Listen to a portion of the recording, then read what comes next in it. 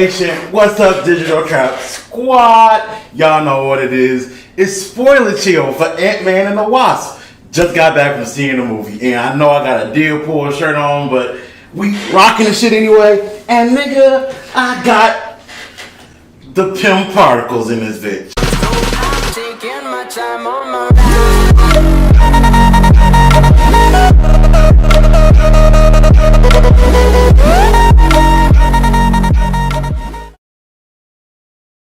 Now, as always, man, whenever we do these little spoiler chills, look, nigga, spoiler alert. I shouldn't even have to say that shit, but spoiler alert. If you haven't seen a movie, take your ass to the movie theater and go see it. Now, you could go to a website. I ain't gonna give you no links, but you can go to a website and download a bootleg copy if you want to and watch the movie. Don't have my ass be the one that spoils the movie and tells you everything that happens. Go see it yourself. Then come back and come watch me before you watch all the other motherfuckers. Anyway, y'all, it's Spoiler Chill. We just don't give a fuck on Spoiler Chill. I don't give a fuck. We chilling. We talking about the movie. Marvel has another successful movie under their belt. Antman and the Wasp was a dope ass movie. It really was. It was dope. It was good. I enjoyed the movie. Now, we're not gonna get into the rankings of MCU movies because everybody in their mama, this is my 8th best Marvel movie. Nah, son. It's like 19, 20 movies. Nah, I ain't even fuck that. I ain't doing that shit. It's too much. Way too much. But Antman and the Wasp opens up where the trailers alluded to it opening up at, right? After the events of Captain America Civil War, we had Scott Lang, played by Paul Rudd, who is on house arrest because of the events of Captain America Civil War.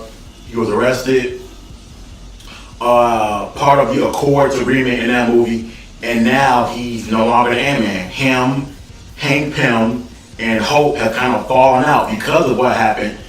Anybody that was associated with Scott Lang as the Ant-Man also has to be on the run. So Hank Pym and Hope Van Dam and Hope Pym, goddamn, fuck, they are on the run from the police. They're constantly changing their locations, doing a lot of undercover black market deals in order to keep what they're doing a secret. Now, what they're doing in this movie is they're building a laboratory in order to go into the quantum realm and to pull Janet out. Janet is Hope's mother, and she is the wife of Hank Pym. Now, Janet is actually the one that gets Scott Lang back into being the Ant-Man because he was on house arrest. He hasn't really done his shrinking or growing thing in a long time. So when he does it again, he's mad fucking rusty. Not as good as he used to be at it. You saw in Captain America Civil War, he was getting a little bit better at it. He was more smoother, more quicker in his transitions from growing to shrinking, back and forth. He was doing some sick shit in that movie. But things started to change for him in this movie because, you know, he ain't done it in a while. But anyway, man. Besides that shit, his house arrest agreement. His house arrest agreement is beyond fucked up. I mean, it's beyond fucked up. His agreement is basically to the point where, okay, he has 3 days left in his house arrest, right? The movie opens up, he has 3 days left. No problem. But the issue with that is, if he's seen being the Ant-Man or having any sort of contact with the Avengers or anybody else that was in Germany during that whole airport sequence, he gets life in prison. Damn! What the fuck? Like, this nigga can't win. What? How does that work? Like, he can't win. So now he has to continue to do his Ant-Man thing kind of like undercover, not really being seen or noticed by anybody. I don't know how that's going to work for Antman and the Wasp 3, if we get a 3. I don't know whenever the fuck we do spoiler shit, man. We always, I know, I don't give a fuck, but whenever we do spoiler shit, we always got to talk about the cast and performances and how this person did and how that person did. So we're going to talk about Paul Rudd. Did his thing as Scott Lang, like always. Evangeline Lilly, gang, did a good ass job as Hope. Now, what she did in the movie, as far as her performance as Wasp, was so comic book accurate. In some ways, it was even better than the comic books, because in the comic books and like the animated pieces, Wasp was always more of a annoyance on the battlefield. She wasn't really necessarily a badass. She was more of a sidekick and more of an annoyance. She'll buzz around, spray somebody with something, maybe smack somebody, and then she'll go on her merry fucking way. But in this movie, she's knocking people out. She's throwing objects, making them grow, making them shrink. She's in the van. The van is shrinking. The van is growing. She'll fly at somebody full size, hit them small, then go to somebody else full size. You saw in the trailer where she threw the big jar of salt and made it like grow right in front of the doorway, and the guy ran into it. She was doing a lot of dope shit in this movie when she suited up. Her costume was gorgeous. It's one of the best costumes in the MCU. I mean, this costume is so flawless that I want to see this costume in the sequel. Doesn't need any changes. Doesn't need to be brightened up. Doesn't need this. Doesn't need that. I thought it was a really dope costume. The colors blend well together. It's not too dark. It's not too light. It has that right sense of spy espionage, but then that superhero mix too, with the helmet and how it comes on. Wasp was fucking lit in this movie, man. I was really looking forward to seeing her, and I'm so glad that we actually got a chance to see a powerful female superhero in the MCU. I ain't trying to knock Black Widow or Valkyrie, but y'all know what I mean. Now, after that, we'll get to Michael Douglas as Hank Pym. Michael Douglas did a damn good job as Hank Pym. He plays an older Hank Pym, as we all know. He runs into an old assistant of his in Bill Foster. Him and Bill Foster used to work for S.H.I.E.L.D. Bill Foster is played by Lawrence Fishburne. He used to be Goliath. They were working together for S.H.I.E.L.D. Long story short, Hank Pym kind of screwed the brother over, got the nigga fired, and now he out here for revenge. In the movie, about like at the halfway point, it's revealed that Bill Foster, aka Lawrence Fishburne's character, is actually working with Ghost. Now, we gotta talk about Ghost, nigga. Ghost. Okay, look. I don't know this woman's name. Hannah John. Look, I ain't even gonna try. Whatever the fuck her name is, I gotta be 100% with y'all. She got the world's biggest titties I've ever seen in a superhero movie, my nigga.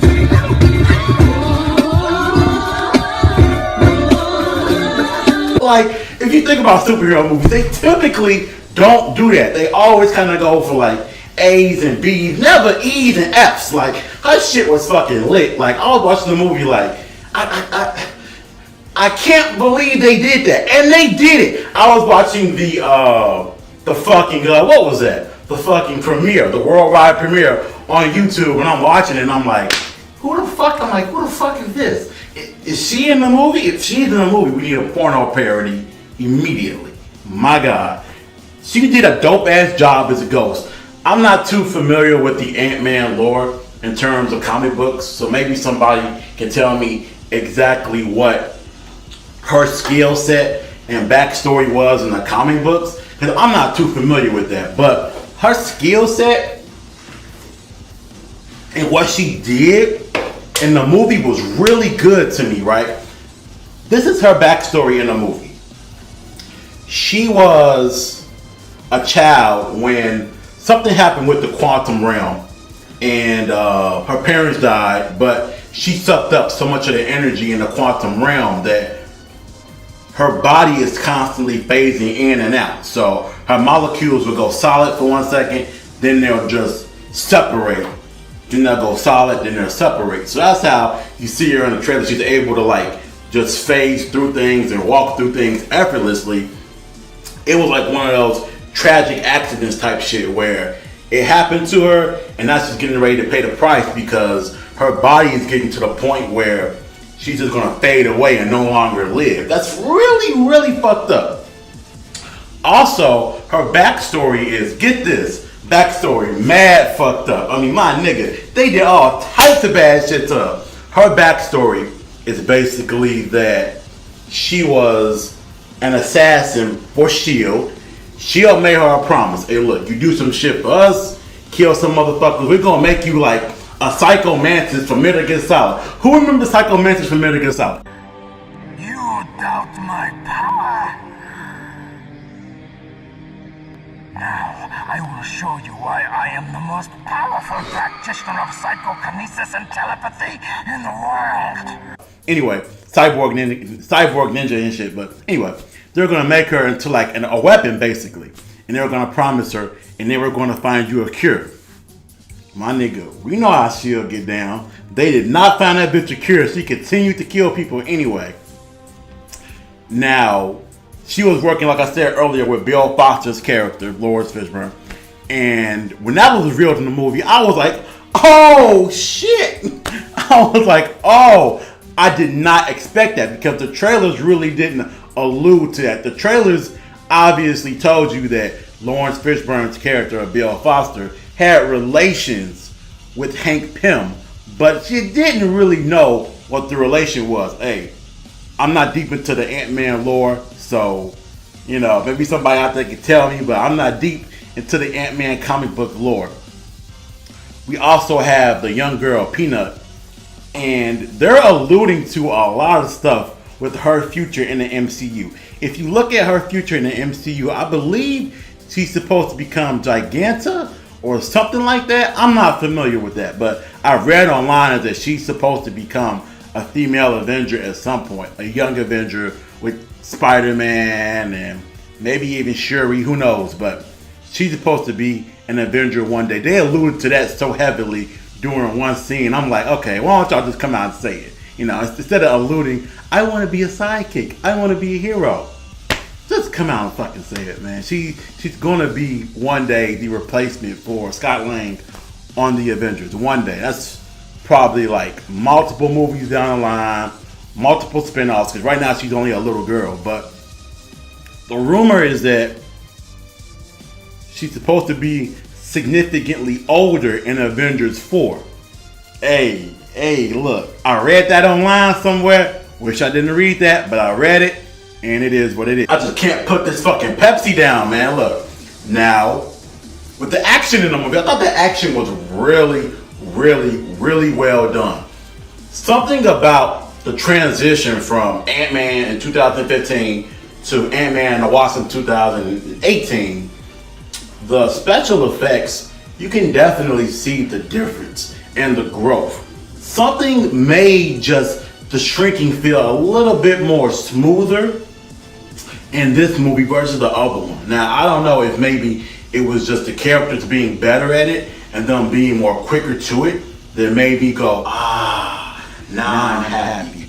But something about it just made it that much more smoother. That and when and how they did it. Like, Wasp was doing some really cool things with the environment around her whenever she was involved in fight scenes. That made her scenes so fucking dynamic. I do have a complaint. One of the issues I have is that everybody is saying this is the best Marvel sequel. My nigga, we gonna act like Captain America Winter Soldier never happened? Now, this is one of the better Marvel sequels. It definitely shits on this one. But to say that it's the best Marvel sequel? Nah, man, nah. What is my rating and my overall thoughts on the movie? My rating for Ant-Man and the Wasp. I'm gonna give Ant-Man and the Wasp a motherfucking B. It was good. It was enjoyable.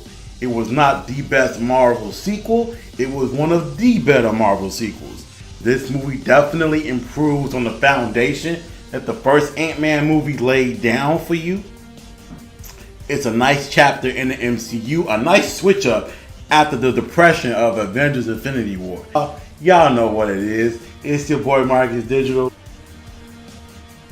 And we out this bitch. Stand up in the motor, bust the dashboard. Stand up in the motor, bust the dashboard. Wiggy, wiggy, wiggy.